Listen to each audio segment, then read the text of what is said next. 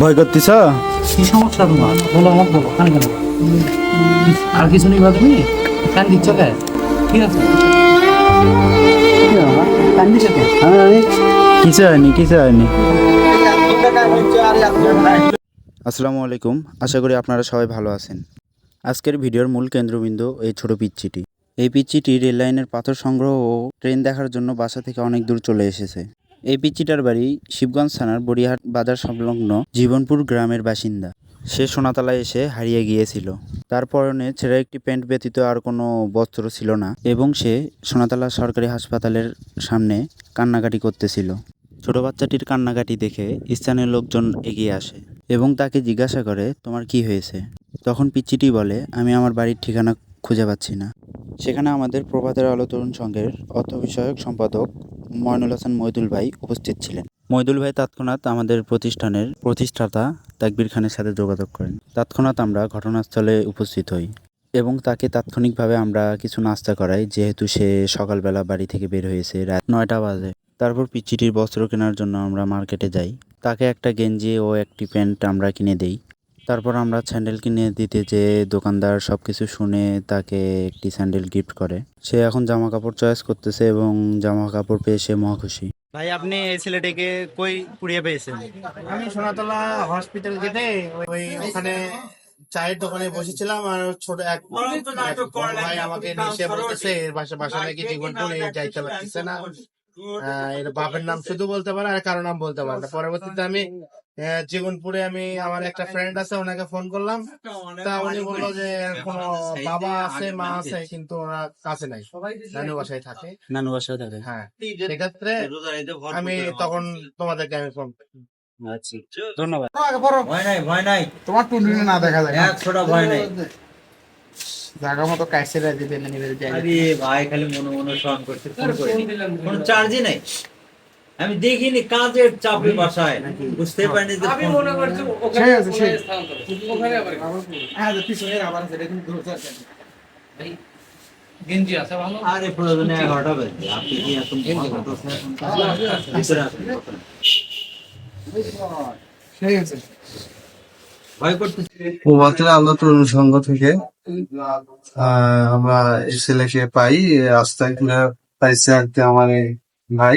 হ্যাঁ, রাস্তায় আর কি পাইছে এই ছোট বাচ্চাকে।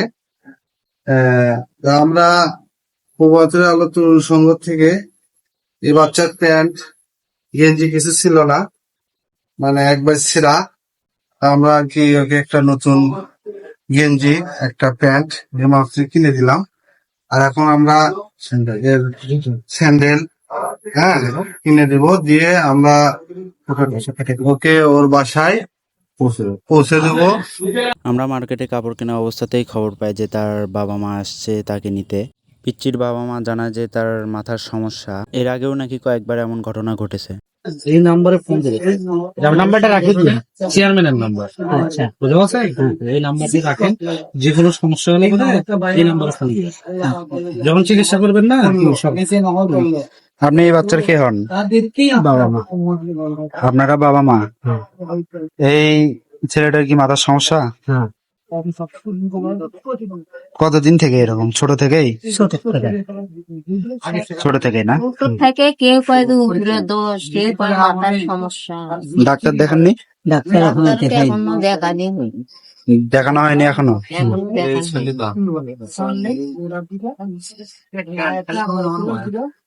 বাচ্চা খেয়ে শোনা তো যাচ্ছে নাকি? এটা কি তোমার বাবা মা? এদিকে ওইদিকে এদিকে হও, এদিকে হও। ভয় করতেছ? ভয় করছো তুমি? হ্যাঁ, এদিকে হও, এদিকে হও। ভয় করতেছ? কি সমস্যা তোমার? বলো আমাকে, বলো খান কেন বলো। আর কিছু নেই বা তুমি কান দিচ্ছ কে? কি আছে? কি কান দিচ্ছ কে? কিছু হয়নি, কিছু হয়নি। আমাকে সাথেও গেল না, ফোন তো হাসলো, করছি আমি এটা নেবো ওটা নেবো। কি হচ্ছে? এদিকে হও, এদিকে হও, এদিকে আসো। মানে ওই মনে করতে যে এখন বাপ মা দেখে কান দিচ্ছে। না বাড়ি দাদা মারবে না, বাড়ি দাদা মারবে না, মারবো না, মারবো না বাবা। মায়ের না, আর একটু দেখে শুনে রাখেন। ছোট বাচ্চা একটু অনেক দূর আছে আপনাদের বাড়িতে ভাইয়ের জন্য ভয় সে বাড়িতে নিয়ে যাবে এখন আমার ভাই ধরে না না কেউ মারবে না না কেউ মারবে না, আমরা তো সমস্যা নেই। আমরাও যাবো। পিচ্চির কান্নাকাটি দেখে আমাদের সন্দেহ হয়, আমরা তাকে বাড়ি পর্যন্ত আগাই দেই এবং পিচ্চিটার চিকিৎসা এখনো হয় নাই, তাই আমরা সংগঠনের নাম্বার দিলাম তাকে, চেয়ারম্যানের নাম্বার। আর যখন চিকিৎসা হবে তার আগে যোগাযোগ করার জন্য বলা হইলো। তখন আমাদের যতটুকু সার্বিক সহযোগিতা করার আশ্বাস দেওয়া হয়েছে তাকে। আপনাদের ছেলেকে আপনারা বুঝে পাইছেন তো? বাড়িতে এসে দিয়ে গেলাম তো আমরা না আমরা আপনার কোনো আর কোনো কিছু আছে কোনো আবদার আছে না এখন খালি ওর যখন চিকিৎসা করবেন তাহলে যে নাম্বারটা দেওয়া হলো তখন খালি আমরা স্মরণ করেন, ওই নাম্বারে ফোন দিয়েন, যে যতটুকু পারি আমরা সাহায্য আমরা সাধ্যের মধ্যে ছোট ইয়ে তো যতখানি পারি আমরা আপনাকে চেষ্টা করবো। আচ্ছা ঠিক আছে আর আমাদের জন্য দোয়া করবেন, আমরা যেন এভাবে মানুষের পাশে দাঁড়াতে পারি। ভিডিওটি ভালো লাগলে আমাদের পাশে থাকবেন, ইউটিউব থেকে দেখে থাকলে সাবস্ক্রাইব করবেন, আর ফেসবুক থেকে দেখে থাকলে ফলো করে আমাদের পাশে থাকবেন। আশা করি সবাই ভালো থাকবেন। আসসালামু আলাইকুম।